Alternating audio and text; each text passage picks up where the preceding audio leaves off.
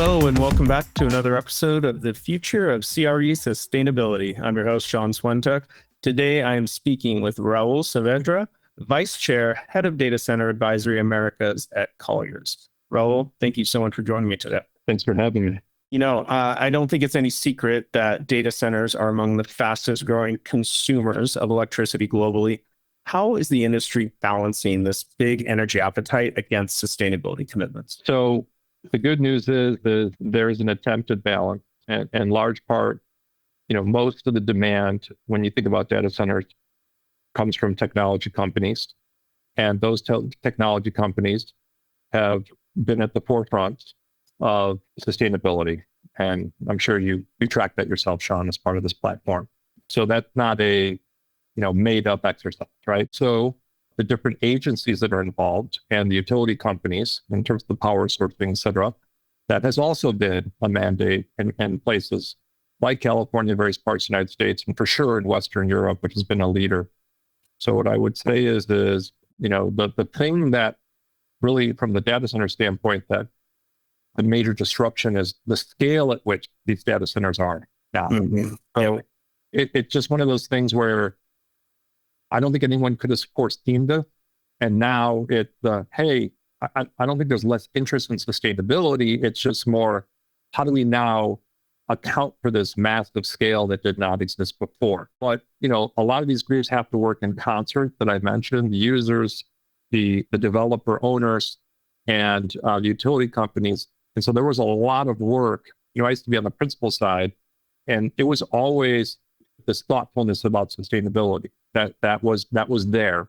And when you look at some of these utility providers as well, when you look at the power mix in terms of what they're generating upstream, there was a lot of investment made there as well. So I think the good news is it's not such that is to be abandoned. It's just more, we are in reaction mode to this unprecedented. Imagine like anything, like an office building just radically changing in terms of design. There would be some fallout from that. That's helpful.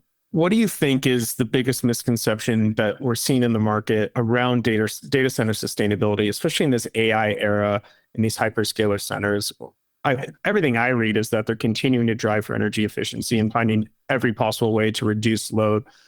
What are people saying that you just want to shine a light on and be like, not valid? I would say, tied into your initial question, that there is this, hey, we're going to abandon sustainability. I don't think that's the case. And that's why one of the reasons you see nuclear as such a popular topic, it's such that will check the box, that will avoid the natural gas dynamic. I'm not a utility expert in terms of the makeup it makes, et cetera. But in that sense, it's, hey, again, this is like a massive exercise. We are building something of amazing scale. What can work? And so that's why I think that's a great counterpoint, which is look at the investment that's gone into nuclear. Especially, there's been a lot of big announcements by providers and infrastructure funds in 2025, right? So I would say that would, to me, would be the biggest misconception of, hey, we're just going to do everything we can just to get this thing up and running. So I would say it would be that. Bringing up a great point. There's been a massive influx of capital, obviously, into sustainable infrastructure, everything around data centers. How can investors who want to be on the good side of sustainability sort of tell the difference between what might look like a real green solution in this space versus something that might be construed as greenwashing? Massive amounts of education. This is something where there's just a lot of different parts to utility. It's hey, what's the power source? Upstream, how is it delivered? And then ultimately, how is it used? So I would just say that, when I was on the principal side, we had one utility consultant. There aren't a lot of people out there like this. And again, so what I would say is it just takes that level of education. And that's, again, going back to the reaction mode. You're going to have to invest in bringing in experts, which you now see them doing. Some of these, hyperscalers have made announcements of bringing in different individuals that specialize in this. I don't think that's by accident, to educate themselves and look at it. And then the other part of it is the long-term horizon. So I would say you have to go into this not for the short term. It's like any infrastructure project. It is implied that it is a long-term investment. So hopefully I answered your question there. I believe that you did. Thank you. we're like you mentioned earlier, we're still very much on the front end of this, and who could have expected this scale this quickly? As you look towards the future of sustainable data center design and operation, how do you see that overlapping with this broader like sustainability push in commercial real estate? So I'm going to wing it here a little bit because I love that. it's still early innings, but I have the benefit of living in the Bay Area, and I did not grow up here. But the thing that's just so amazing, and I know you're from Northern California, I learned that. The thing that's so amazing here is like AI is the perfect example. If you go to Silicon Valley here right now, and you will see like a whole different discussion about AI that is happening in New York or elsewhere, any major city, right? They are on the 1 yard line. But the thing about Silicon Valley that makes it so special is you have a very motivated, strong depth of human capital, so that when there is and a very engineer based, right? So when there is a problem, they are well suited to be able to find that solution. Mhm. So what I would say is I am very bullish on the opportunity presented by this challenge to do more with less in a way such that you are also being mindful of sustainability, right? And I know those discussions are happening right now. I read a couple of weeks ago in the Financial Times about this announcement of this company bringing on servers, taking less power, et cetera.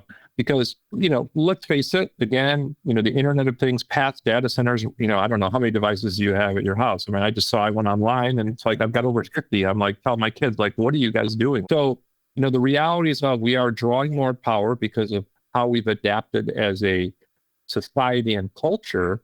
And so past even data centers, we have to solve for this unprecedented need for energy.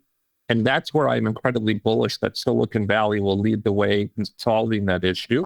And being at the same time in their DNA is sustainability. So again, I hope that answers your question there.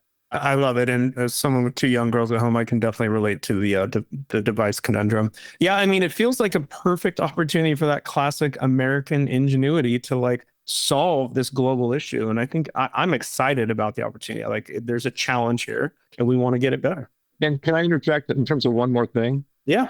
You open up the paper, well, I still read a paper, but like you open up any business, periodical, and that is one of the major storylines, right?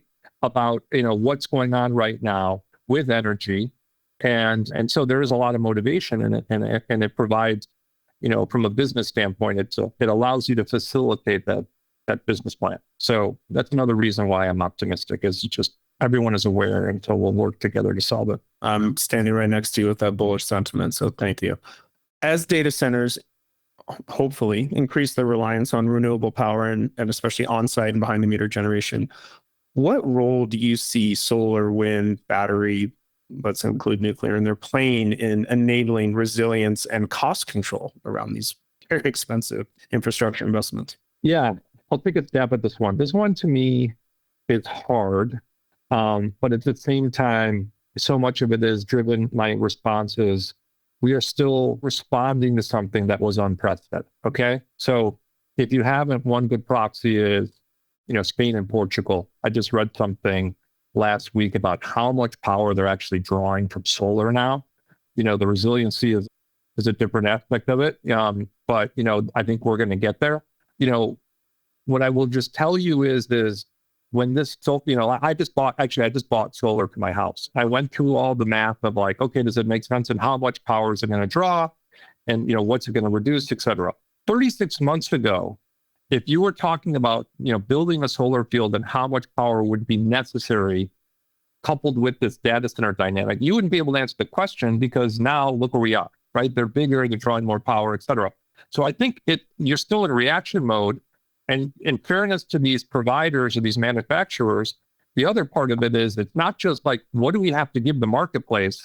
It's, can you build this stuff in a way such that you know what I mean? Like supply chain, the design, all that stuff matters. So it's a network effect to make all this work. I think the decision is going to be, are we building something today that will solve for both the short and long term? And that's the big pause for everybody. Is what we're solving for going to change again? Or was just this such an exponential, transition? and we're now going to be steady state for a while. And so that's a really hard one to answer because of those dynamics. And not to mention layering on rising energy and utility costs on that. So it makes the calculations that much more difficult. And the required investment for all of these things, which is why you see these infrastructure funds enter the arena, because they have that capital and they have that long-term horizon. And they see the opportunity, right? I know you have a long history in commercial real estate asset management, and now you're focused on data centers. I'm over here sitting in solar and distributed energy. Across all those, there's this super important thing of data and asset performance visibility, right? Ensuring assets operate as designed.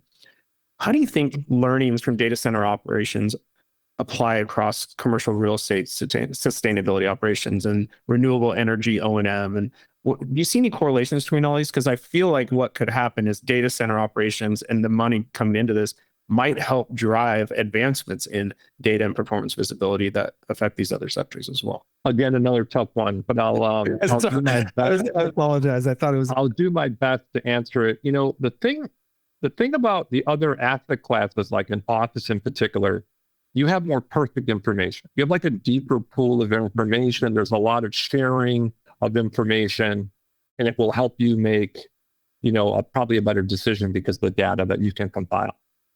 You know, the data center sector, when I first got into it, got into the sector, and very much still the case, but less so, is very secretive.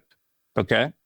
But what's changed is you have a smaller basket of customers, right? That they, you know, call it 10 or less that are really driving, right? Even less than that. I'm kind of, you know, it's like small group, and the designs are effectively somewhat conforming. Now it's changed again because, you know, with AI, et cetera. But my point in telling you that is data center operators are now really good about, hey, let's listen to the customer and let's give them what they want, right? And we are not necessarily experts. We can work with them on their design to ultimately get them what they want, all right? And then we're going to be practical about what we provide because the data center sector requires such crazy investment. Okay. Yeah. How is that now applicable to the other asset classes? And I will just share with you, I don't track office, but what I would say is, and so the data center is like, from a marginal standpoint, they're like, we don't necessarily need all this. Because when I first got in the business, we were like, oh yeah, we're going to throw all this stuff at them. They're going to want it. Now the customer has been really good about saying, we don't want all that stuff. It's less than 5 things that we want to make this thing go for us. Okay. So where can this be applied in some of the other asset classes? And again, I don't track office so closely, but what I've heard is in this last cycle is the trophy, the class A, if you will, has been very resilient. Okay. But the stuff below that requires investment, that's the part that's the conundrum, because you're going to invest and then will you get it back in rent? This is a real estate finance exercise, et cetera. And so what I would say is in this next cycle, you could apply that to life science or office, work with your customers to really, this is going to sound really logical, to give them what they want, but don't give them too much so there's a diminishing return and there's this efficiency, if you will. And that's one thing that data center operators are really good at now, because they work so closely with their customers, and it provides that competitive advantage when they give them something that they want. So that's one thing that, you know, definitely, especially during COVID, that I would say kind of rose to the top for the data center operators. Now, not to say that anyone benefited from that period, but just, you know, really kind of shifted. And a lot of it has to do with the fact that they required investment. Yeah, I love that idea of not over designing to the customer need, just meeting them where they're at. And that helps with sustainability also, right? 100%. There's quite a lot of talk in the market around supply chains. There's been quite a few things happening there, as we all know. Are those disruptions changing meaningfully the economics of building these sites, especially as it relates to like sustainable building materials? Are you seeing any impact there? I wouldn't say that so much. What has changed is, you know, before, with respect to supply chain and the costs and all that, the risk, you know, in the data center sector, it would be more what we would call, you know, turnkey flex or full service gross. And what that would mean is that you would supply a kind of a soup to nuts solution. Okay. Now it's more of a core and shell transaction, much more like an industrial warehouse transaction, where the delineation of responsibility ends here. And then the tenant will come in and fit out the rest, right? And it will be a triple net lease structure. And so the landlord has reduced their responsibilities. And that is driven just by, again, some, financial dynamics in the marketplace, because the scale of these things is so great, and some preference from the users who prefer to control that environment past that delineation point. So I can't speak to that impacting, I don't see that as impacting sustainability, because the landlord is doing less in these instances and the tenant is doing more. But going back to what I opened with, those tenants have in their DNA that they are very, they are very indoctrinated, and they embrace sustainability, right? Much like I would imagine if one of these same technology companies was building a new office campus, they wouldn't really abandon, right? They wouldn't abandon the sustainability piece. Yeah, 100%. Raul, you just mentioned something that for my own edification, or potentially my listeners, how are you referring differently to the entities who are coming in and building the shell versus those that are then coming in and bringing the racks, servers, cooling systems, et cetera? What's the terminology difference there that you use for those two different groups? The same groups in many instances. So there would be, what I would say, like, the full service gross, the turnkey operators, and sometimes they're referred to as co-location companies when there's more than one tenant, right? Mm-hmm. And so oftentimes, so that would be like a Digital Realty or a CoreSite or an Equinix. And so in some instances, they're in the business of doing the kind of scoop to nuts. That's really what they're known for. And that's a competitive advantage. And they have that scale and they have that balance sheet advantage, okay, where they can do that. All right. On the private side, that would be like a Stack or a Vantage. Yeah. And those same landlords in some instances will do a triple net transaction. Okay. But those other groups would be just the pure developers. So let's say I bought some land, I entitled it, and I added power, and that would be someone I'd be like, okay, I'm going to do a powered shell transaction. You show up, I say I'm going to lease it to you. I'm going to build the core and shell for you, and then you take it from there, right? So I'm effectively doing this as a development, much like I would do an industrial, okay? And then there's the users that self-perform, where they will buy the land, typically with those entitlements and power, and they'll just do it themselves. So I kind of would put it in those three categories. And that first group is either on the, it's either a publicly traded REIT, and there's like, call it 4 of them or so. And then on the private side, it is typically an operator, like an operating company, like a Vantage or Stack, but they are backed by a large private equity firm, and in often cases, an infrastructure fund. So I put those in them categories. Super helpful. Thank you so much. Okay, so we've talked about like the pluses and minuses. Like AI is driving this huge growth and investment in data centers and all this. And then it's also driving this huge need for energy. But on the other side, like how is AI actually helping buildings and CRE become more sustainable? Because in my opinion, and what I'm seeing is it's got a big impact on that. Yeah, I'm probably less versant than this, but there's definitely like, look, we're in the early innings of AI. But I will tell you that owner-operators, going back to the efficiency, which ties into sustainability, and saying, okay, well, what building systems are we using inefficiently? We can use AI, we give it a bunch of data, and it'll be able to really guide us on, hey, we could probably turn this off, and this equipment off more, right? And so it's really helping you, run your data center platform more efficiently. But again, that's early innings. I do know that there is companies out there that are touting this, but I haven't necessarily seen metrics. So we might have to punt on that one. Like I think it's too soon, but it's being embraced, right? And those companies themselves need to have that AI infrastructure to actually use this stuff, right? So 100%. Maybe let me try and tie it closer to your expertise, but feel free to punt on this as well. AI and like advanced analytics in data centers specifically, it's obviously so important to like continuing to make them run more efficiently and more sustainably. Where do you see like data science making the biggest impact for reducing energy waste, improving operation metrics in the data center specific industry? I would say where I see them with the real opportunity is when they break it into parts, what the landlord controls versus what the tenant controls, and how do we have that exist or coexist in a more efficient manner where we're drawing less power on a per unit basis. That's where I see it making the biggest difference, because we opened with that, which is, in this conversation, we're talking about changes in terms of the energy draw, et cetera. And so that's the thing. AI has caused this need for that much more power, but can it solve its own issue?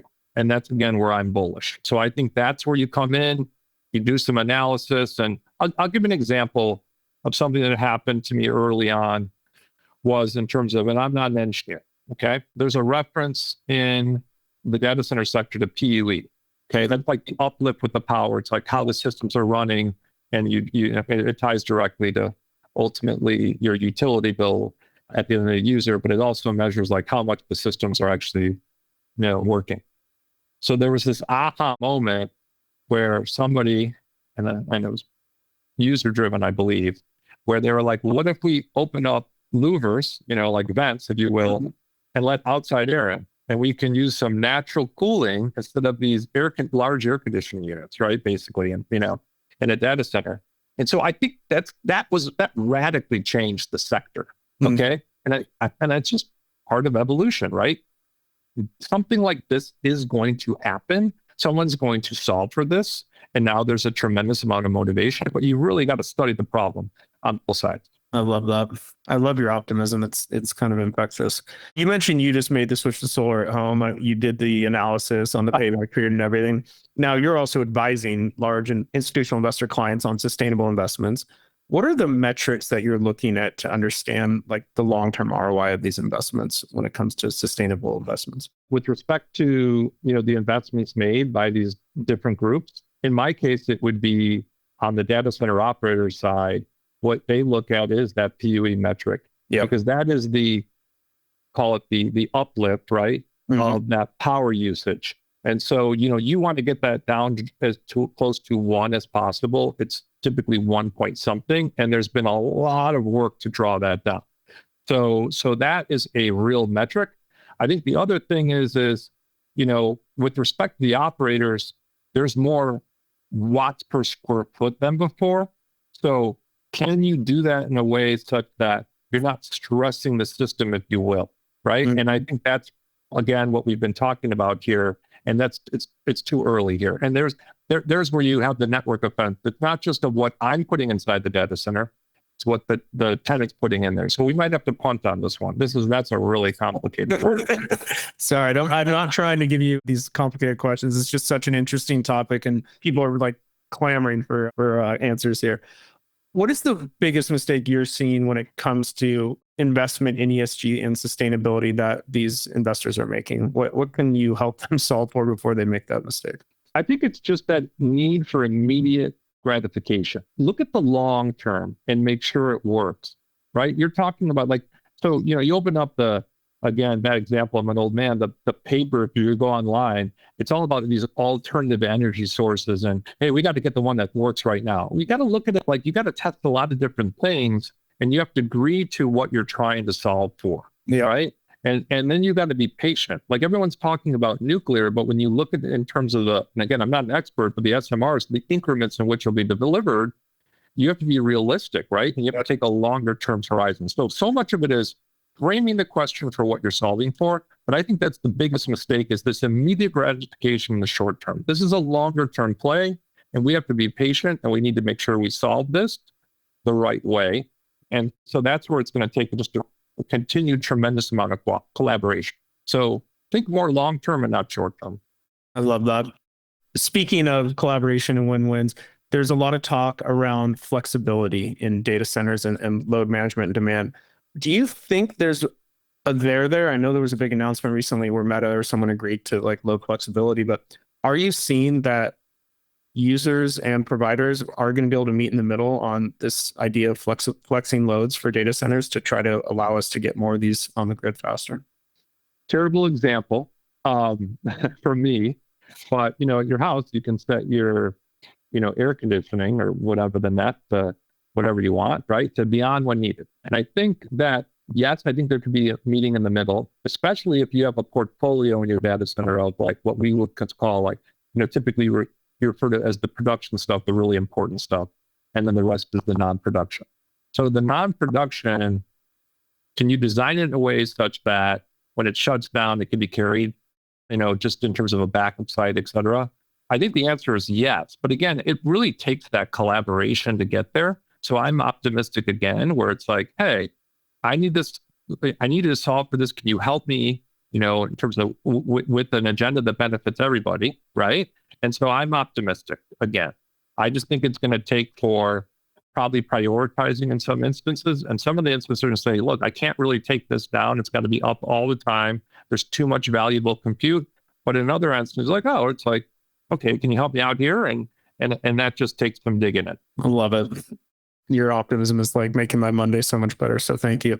If you look 5 to 10 years out from today, what is your vision of sustainably built and operated data centers look like? There's a lot of talk about water, right? And I would say that, there's concern that for sure in all instances, AI will need water. So I think you're going to look at some waterless solutions that are less impactful.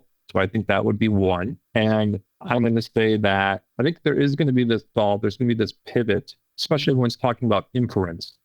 And it's like, hey, especially in the need in the primary markets, maybe you can do, those in smaller increments. So I think that will be solved for. And that will not necessitate as much of a draw, like in just a big scale that you've seen lately. There'll be a pivot to more manageable, power distributions in terms of something that's more manageable for some of these utility companies, and especially in metropolitan areas. So I think you're going to see that.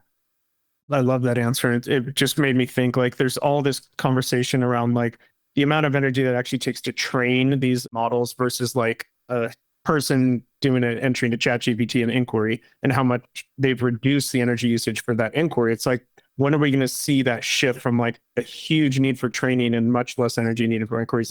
My assumption is training needs are going to decrease over time as there's just less, training needed, and we're getting better at making that more efficient. And so I'm hopeful that we're going to see that flatten out too. And I think that's probably right, but it's such early days, and you just, when you talk to people about AI, just evolving so quickly, there's just too many unknowns, right? So, yeah. Okay, we're going to move into lightning round questions. Just your quick hit answer on these 5. All right, first, solar, wind, battery storage, nuclear, other. What is your bet for the most popular renewable energy source for data centers in 5 years from now, 2030?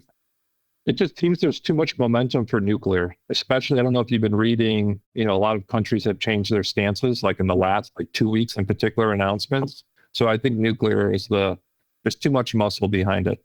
You're not the first person to say that to me recently, so I have to look at that a little more closely.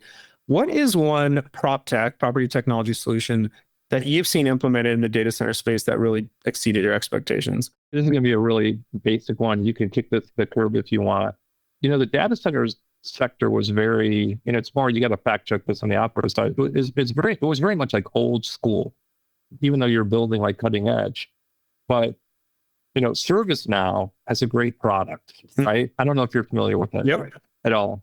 But when that was introduced, that just seemed like such a logical game changer. And so let's manage workflows. They're investing so much. Why not have this great complementary tool? You might want to kick that one out from here. But that was one where I would just say oh, wow. Probably much like when a company got hold of Salesforce, right? They're just garbage in, garbage out, right? I love that. Now I'm keeping that one. So for a data center operator, what's that first sustainability metric they got to check each morning? Or what do they really need to have their finger on the pulse of so that they know things are working properly and they're not headed for a big issue? I think the PUE, which it really measures how everything's working together, because you design things to achieve a certain PUE. And then it's a matter of, are all the customers or the customer cooperating with my design? So that to me is still the one where you're looking at it and seeing well, how am I measuring myself to the design? And oftentimes you will compare that within your portfolio and also your peer group. And when you're doing a data center deal, it's also, a deal point that you typically dig in on. Complete this sentence. The biggest myth about sustainable data centers is? The biggest myth about sustainable is that using water in all instances is bad.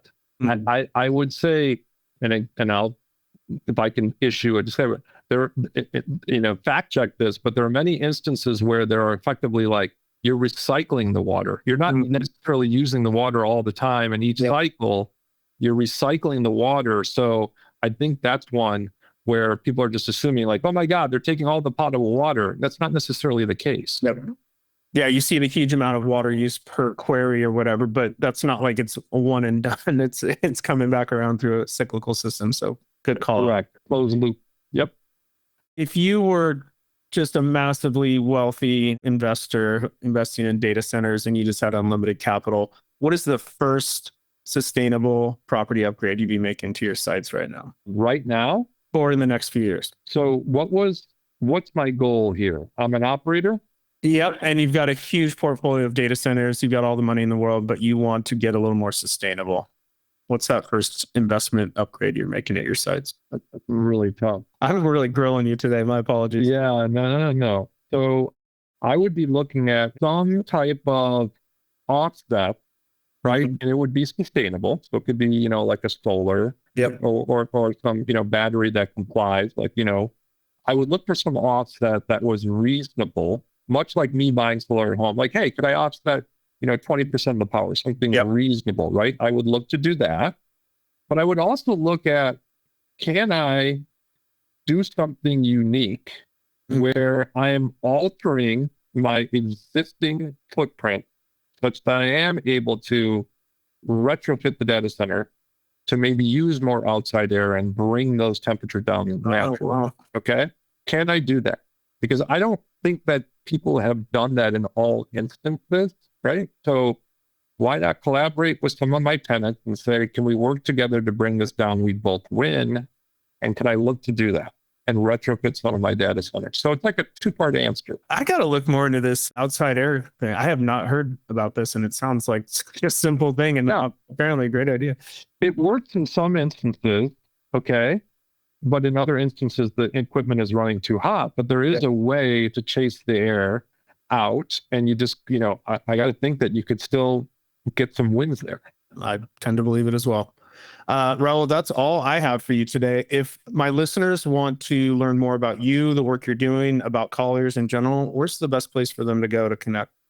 I'll follow up with you in email, but we have a landing page. So if you go to colliers.com, but I'll send you the link. We have a data center practice landing page. Brilliant. Raul, this was such a pleasure. Thank you for informing me. I feel like I know 10 times as much about the data center world as I did before we started this conversation. So I really appreciate it. To all my listeners, thank you for tuning in, and I'll see you on the next episode of The Future of CRE Sustainability.